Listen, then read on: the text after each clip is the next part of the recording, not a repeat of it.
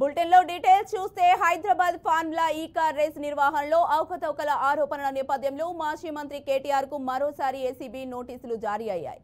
అధికారుల దుర్వినియోగం, నిధుల అక్రమ వినియోగంపై విచారణ కొనసాగిస్తున్న తరుణంలో ఈ నోటీసులు జారీ కావడం చర్చనీయాంశంగా మారింది. ఏసీబీ ఇచ్చిన తాజా నోటీసుల ప్రకారం ఈ నెల 16వ తేదీ సోమవారం ఉదయం 10 గంటలకు హాజరై విచారణకు సహకరించాలని కోరారు. ఫార్ములా ఈ ఈవెంట్కు సంబంధించి కాంట్రాక్టుల కేటాయింపు, ఫండింగ్, ప్రమోషన్ ఖర్చులపై అనేక అనుమానాలు వ్యక్తమవుతున్న నేపథ్యంలో ఈ విచారణ కీలకంగా మారింది. ఈ నేపథ్యంలో మాజీ మంత్రి కేటీఆర్ స్పందన, విచారణకు హాజరవుతాడో లేదో అన్న విషయంపై రాజకీయ వర్గాల్లో ఉత్కంఠ నెలకొంది.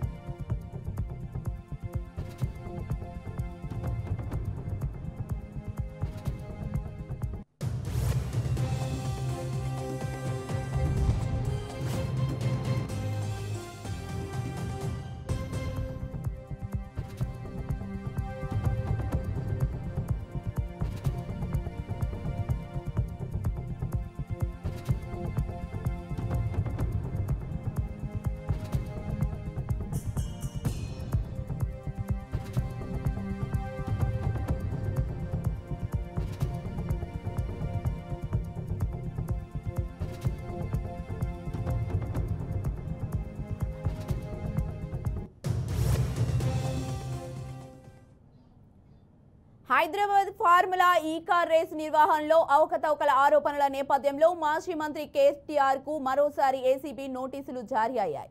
అధికారుల దుర్వినియోగం, నిధుల అక్రమ వినియోగంపై విచారణ కొనసాగుతున్న తరుణంలో ఈ నోటీసులు జారీ కావడం చర్చనీయాంశంగా మారింది. ఏసీబీ ఇచ్చిన తాజా నోటీసుల ప్రకారం ఈ నెల 16వ తేదీ సోమవారం ఉదయం 10 గంటలకు హాజరై విచారణకు సహకరించాలని కోరారు. ఫార్ములా ఈ ఈవెంట్కు సంబంధించి కాంట్రాక్టుల కేటాయింపులు, ఫండింగ్, ప్రమోషన్ ఖర్చులపై అనేక అనుమానాలు వ్యక్తమవుతున్న నేపథ్యంలో ఈ విచారణ కీలకంగా మారింది. ఈ నేపథ్యంలో మాజీ మంత్రి కేటీఆర్ స్పందన, విచారణకు హాజరవుతారో లేదో అన్న విషయంపై రాజకీయ వర్గాల్లో ఉత్కంఠ నెలకొంది.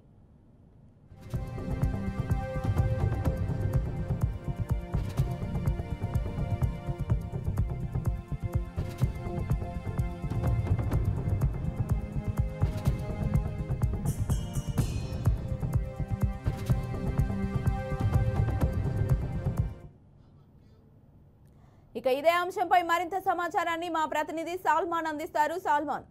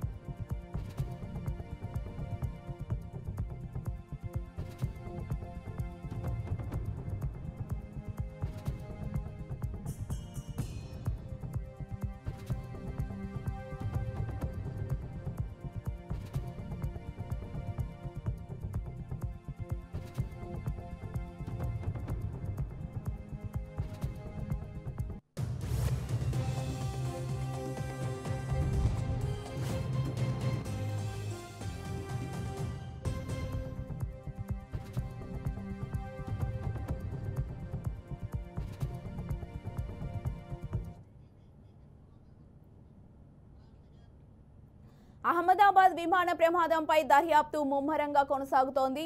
ప్రమాదంలో ఇప్పటి వరకు 265 మంది మృతి చెందినట్లు అధికారికంగా వెల్లడైంది. మెడికల్ కాలేజీపై విమానం కూలడంతో 24 మంది మెడికోలు సిబ్బంది మృతి చెందారు. ఫ్లైట్ ప్రమాదం నుంచి బతికి బయటపడ్డ రమేష్ మృత్యువును జయించారు. ప్రమాద స్థలంలో ఫోరెన్సిక్స్ ప్రతినిధుల దర్యాప్తు కొనసాగుతోంది. ఘటనా స్థలం నుంచి డీవీఆర్ స్వాధీనం చేసుకున్నట్లు సమాచారం. బ్లాక్ బాక్స్ దొరికిందని వార్తలు వస్తున్నా దానిపై ఇంకా ఏవియేషన్ అధికారులు క్లారిటీ ఇవ్వలేదు. బ్లాక్ బాక్స్లను విశ్లేషిస్తే ప్రమాదానికి కారణాలు తెలిసే అవకాశం ఉంది. విమానం వెనుక బాక్స్లో బ్లాక్ బాక్స్ ఉంటుంది. కాగా ఘటనా స్థలాన్ని పరిశీలించిన ప్రధాని మోదీ సివిల్ హాస్పిటల్లో క్షతగాత్రులను పరామర్శించారు.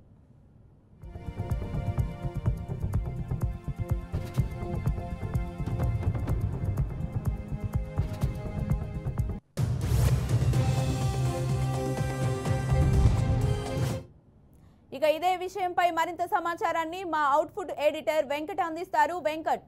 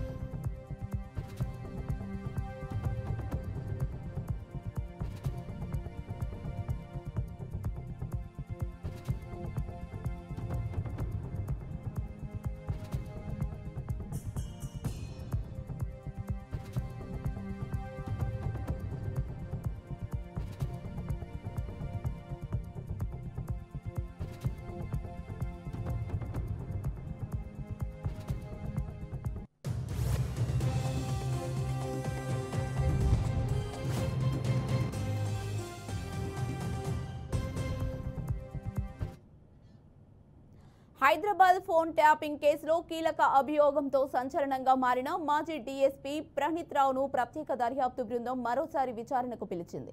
ఆయన ఇవాళ సిట్ ముందు హాజరయ్యారు. ఈ సందర్భంగా హార్డ్ డిస్క్ ధ్వంసం, ట్యాపింగ్ కు సంబంధించిన సాంకేతిక ఆధారాలు, పూర్వపు ఆదేశాల నేపథ్యంలో జరిగిన కార్యకలాపాలపై ప్రశ్నలు ఎదుర్కొనున్నారు. గత విచారణలో తనపై అధికారుల ఆదేశాల మేరకు ముఖ్యంగా ప్రభాకర్ రావు సూచనలతో ఫోన్ ట్యాపింగ్ చేశానని వెల్లడించిన విషయాన్ని సిట్ మరోసారి పునర్పరిశీలించనుంది. ఈ నేపథ్యంలోనే ప్రణీత్ రావు స్టేట్మెంట్ ను అధికారికంగా రికార్డు చేయనున్నారు. ఈ కేసులో ఇప్పటికే పలువురు అధికారులు, టెక్నికల్ సిబ్బంది విచారణకు హాజరయ్యారు. హార్డ్ డిస్క్ల ధ్వంసం, డేటా మానిప్యులేషన్ అంశాల కేసులో కీలకంగా మారుతున్నాయి.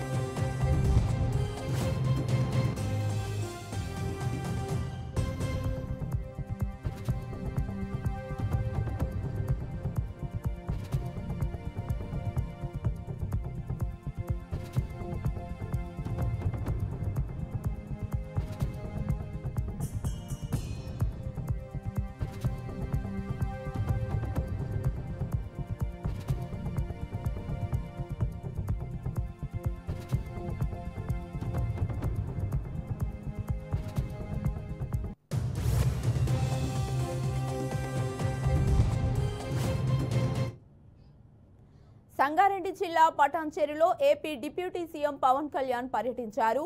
ఇక్రిషాట్లోని ISH కు ఆయన వెళ్లారు. తన కుమారుడి అడ్మిషన్ కోసం పవన్ వెళ్లినట్లు సమాచారం. సంబంధిత వర్గాలు దీన్ని ధృవీకరించాల్సి ఉంది.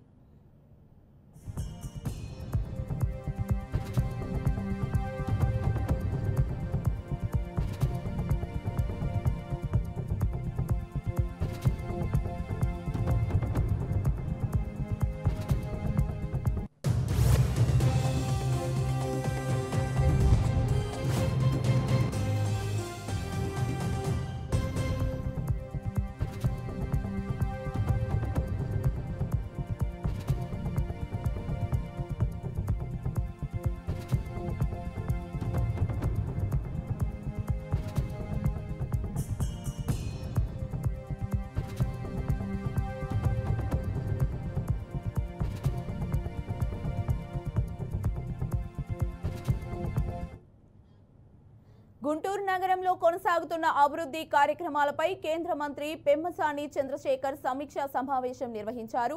ఈ సమావేశంలో ఎంపీలు, ఎమ్మెల్యేలు, ఎమ్మెల్సీలు, నగర మేయర్, జిల్లా కలెక్టర్, నగర కమిషనర్తో పాటు వివిధ శాఖల ఉన్నతాధికారులు పాల్గొన్నారు. శంకర్ విలాస్ బ్రిడ్జి నిర్మాణం, గోరెట్ల వాటర్ ట్యాంక్, గుంటూరు ఛానల్ విస్తరణ, పీజీఆర్ఎస్, నగర శానిటేషన్, డ్రైనేజీ సమస్యలు, ఎలక్ట్రానిక్ పోల్స్ తొలగింపు తదితర అంశాలపై సమీక్ష చేపట్టారు. కూటమి ప్రభుత్వం ఏర్పాటయ్యి ఏడాది కాలంలోనే అనేక అభివృద్ధి కార్యకలాపాలు ప్రారంభించామని మంత్రి తెలిపారు.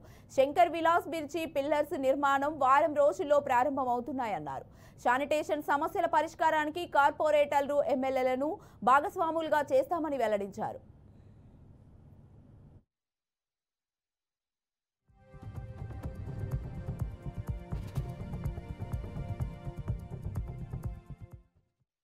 ప్రభుత్వం వచ్చి 1 year అయింది. ఈ రోజుకి 1 year లో ముఖ్యంగా గుంటూరు ప్రాంతంలో చాలా వర్క్స్ అనేవి స్టార్ట్ చేశాం మనం.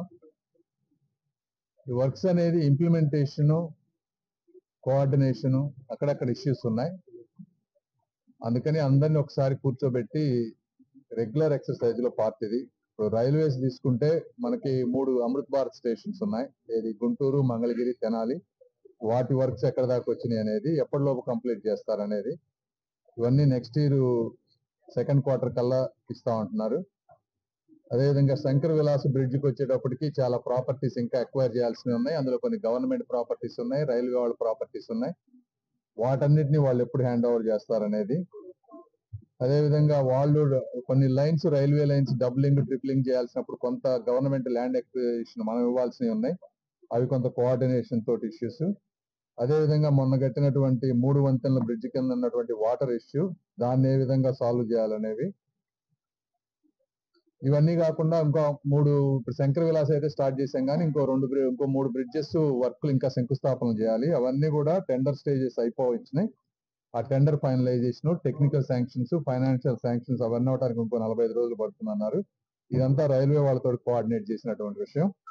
ఇవన్నీ కాకుండా శంకర్ విలాస్ బ్రిడ్జ్ కట్టేటప్పుడు ట్రాఫిక్ డైవర్షన్ కి చేయాల్సినటువంటి, గత 5 సంవత్సరాల వైసీపీ పాలనలో ఏవైతే నిలబడిపోయాయో సంక్షేమ కార్యక్రమాలు కావచ్చు, అభివృద్ధి కార్యక్రమాలు కావచ్చు, వాటన్నింటిని కూడా ఒక్కొక్కటి నెరవేర్చుకుంటూ ఈ 1 year లోనే విజయోత్సవ సభలు జరపడానికి ముందుగానే ఏవైతే ప్రజలకు వాగ్దానం చేశామో, ఏవైతే మేనిఫెస్టోలో పెట్టామో వాటన్నింటిని కూడా ఆన్లైన్ లోకి తీసుకురావడం జరిగిందని ఘంటాపథంగా చెప్పగలం. దీనికి ఎవరైనా వైసీపీ నాయకులు విమర్శలు చేసి లేదా చర్చిస్తామంటే we are ready to discuss on all issues in 1 platform. కాబట్టి చేసే ప్రభుత్వం మంచి ప్రభుత్వం, చంద్రబాబు నాయుడు గారి నాయకత్వంలో కూటమి ప్రభుత్వం చేసినటువంటి పనులు ప్రజలకు తెలుసు. కాబట్టే వాటి విజయోత్సవాలు జరుపుకోవాలనుకున్న సందర్భంలో ఇది జరిగింది కాబట్టి కొంత విచారణ వ్యక్తం చేస్తున్నాం.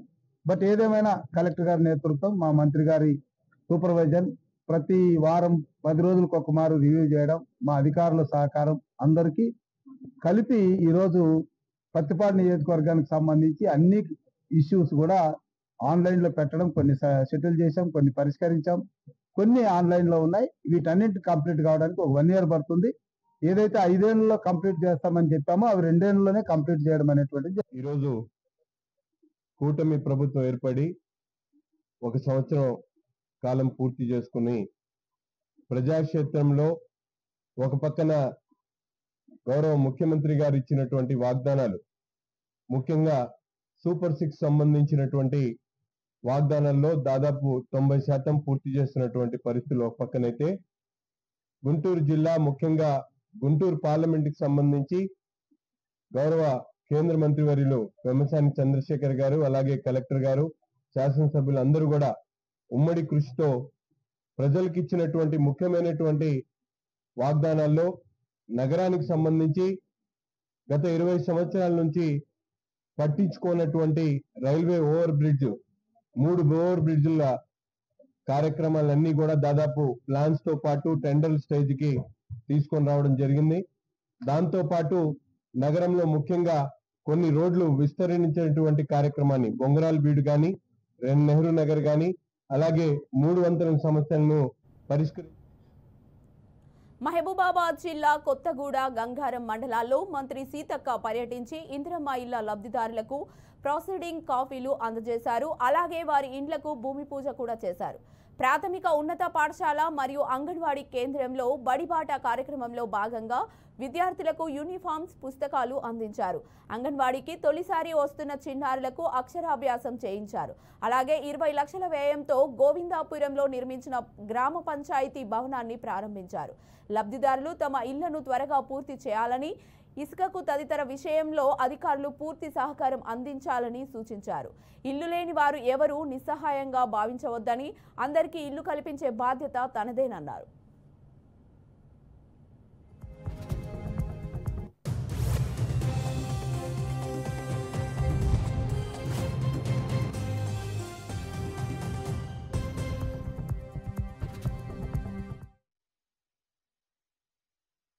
మన ఇసుక కూడా ఫ్రీగానే అందుబాటులో ఏమైనా అవకాశం ఉంటే చూడండి. డిఎఫ్ఓ గారితో మాట్లాడండి. కలెక్టర్ గారు ఇసుక కూడా ఫ్రీగానే ఇస్తాను కాబట్టి వాళ్ళు ట్రాక్టర్లు పెట్టుకొని తెచ్చుకుంటే ఒక ఇంటికి ఎంత ఇసుక పడుతుందో ఒక లిస్టు రాసి వాళ్ళకు ఒక చిట్టి మీద సర్టిఫికేట్ ఇచ్చేస్తే వాళ్ళు తెచ్చుకుంటారు. కాబట్టి మీరందరూ కూడా ఇల్లులు కట్టుకోవాలి, సంతోషంగా ఉండాలి, పిల్లలను చదివించుకోవాలి అనే ఉద్దేశంతో ఈరోజు ప్రభుత్వం మరి పేదల కోసమే సంక్షేమ పథకాలు తీసుకురావడం జరుగుతూ ఉంది. పని చేసుకోవాలి.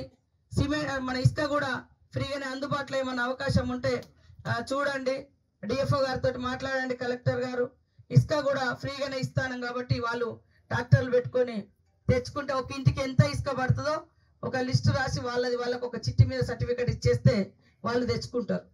కాబట్టి మీరందరూ కూడా ఇల్లులు కట్టుకోవాలి, సంతోషంగా ఉండాలి, పిల్లలను చదివించుకోవాలి అనే ఉద్దేశంతో ఈరోజు ప్రభుత్వం మరి పేదల కోసమే సంక్షేమ పథకాలు తీసుకురావడం జరుగుతుంది. అవినీతి ఆరోపణలలో Kothapeta MLA Bandaru Guinness record సాధించారని మాజీ ఎమ్మెల్యే చిల్డ్ర జగ్గిరెడ్డి విమర్శించారు. గత హయాంలో సారా సత్యానందంగా పేరు పొందారని అన్నారు.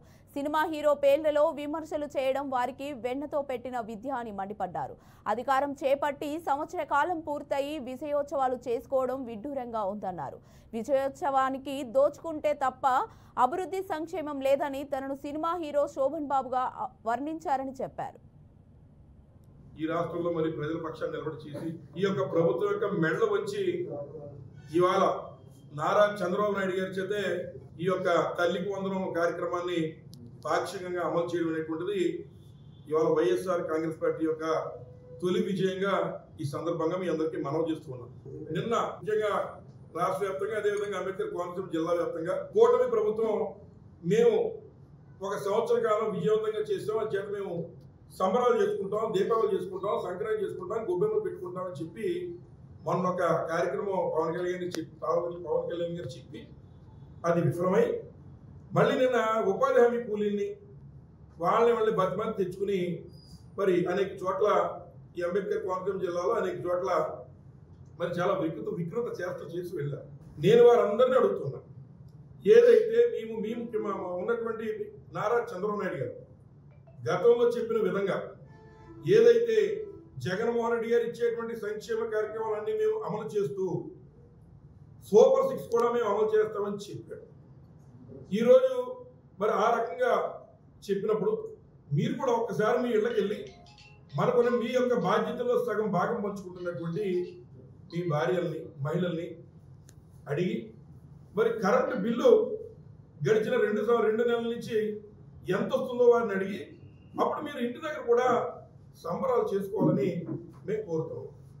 అలాగే మరి అమ్మఒడి ఏదైతే అమ్మఒడి కానీ లేదా గతంలో జగన్మోహన్ గారు ఇచ్చిన కాపునేస్తం కానీ చేయూత డబ్బు కానీ గడిచిన సంవత్సర కాలంలో మరి నారా చంద్రబాబు నాయుడు గారు, పవన్ కళ్యాణ్ గారు వారికి ఇచ్చేసి ఉంటే దాని విషయంలో మీరు గొప్ప రాష్ట్ర ఆర్థిక పరిస్థితి మంచి దశలో లేకపోయినా గత ప్రభుత్వానికి చెందిన సంక్షేమ పథకాలన్నింటినీ రద్దు చేయకుండా కొత్తగా మరిన్ని సంక్షేమ కార్యక్రమాలు అమలు చేస్తున్నామని మంత్రి పొంగులేటి శ్రీనివాసరెడ్డి తెలిపారు.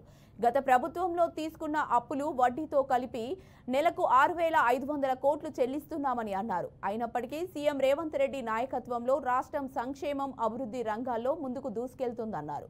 ధరణి వ్యవస్థపై విమర్శలు చేస్తూ గత ప్రభుత్వంలో 4 వ్యక్తులు తమ స్వార్థం కోసం ధరణిని తెచ్చారు. కానీ మేమొచ్చాక ఆ వ్యవస్థను పూర్తిగా తొలగించి భూభారతి అనే నూతన చట్టాన్ని తీసుకువచ్చామని చేశామని తెలిపారు. ఇప్పుడు రెవెన్యూ అధికారులు గ్రామానికే వచ్చి భూ సమస్యలు పరిష్కరిస్తున్నారు. ప్రజలు కోట్ల చుట్టూ తిరగాల్సిన అవసరం లేదని మంత్రి తెలిపారు.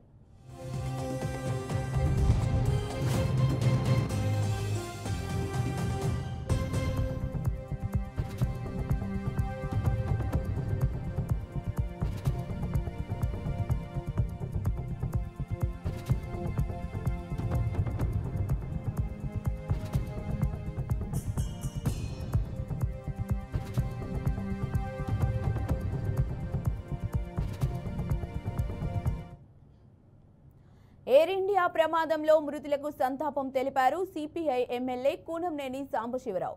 ఈ నేపథ్యంలో కేంద్ర ప్రభుత్వంపై కీలక వ్యాఖ్యలు చేశారు. విమానయాన శాఖ పూర్తిగా విఫలమైందని ఆరోపించారు. ఆర్థికంగా జర్మనీని దాటినట్లు కేంద్రం చెప్తుందని, వాస్తవానికి చాలీచాలని జీతాలతో అర్థాకలితో చాలా మంది ఉన్నారని విమర్శించారు. విద్య, వైద్యం పరంగా మనం 126వ స్థానంలో ఉన్నామని తెలిపారు. కేంద్ర ప్రభుత్వం ఉగ్రవాదులతో చర్చలు నడిపేందుకు సిద్ధంగా ఉంది, కానీ మావోయిస్టులతో చర్చలకి ముందుకు రావడం లేదని మండిపడ్డారు.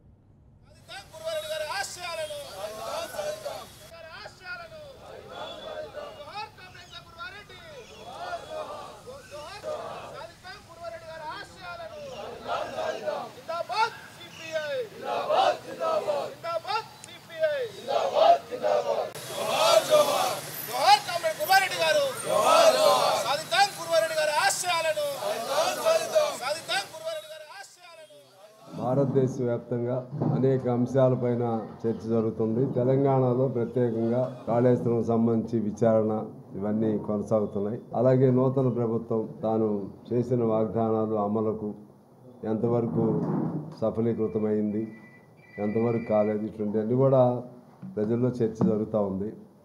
దానికి ముందుగా నిన్నే ఒక ప్రమాదం, ఎయిర్ ఇండియా క్రాష్ అయింది.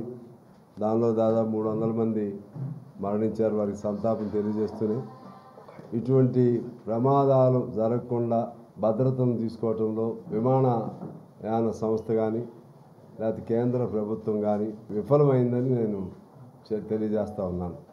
ఎన్నో జాగ్రత్తలు తీసుకుని కానీ ఒక విమానం నడపాలి, దాన్ని టేకాఫ్ చేయాలి, లేకపోతే ల్యాండింగ్లో కానీ ఎన్నో తీసుకోవాలి. ఎక్కడో ఫెయిల్యూర్ ఉంది. ఇలా విలువైన అనేక ప్రాణాలు, ఒక ముఖ్యమంత్రితో సైతం ప్రాణాలు కోల్పోవటం చాలా విచారకరం. దీనిపైన విచారణ చేయాలి. భవిష్యత్తులో ఇటువంటి ప్రమాదాలు జరగకుండా ప్రభుత్వం కఠినంగా వ్యవహరించాలి.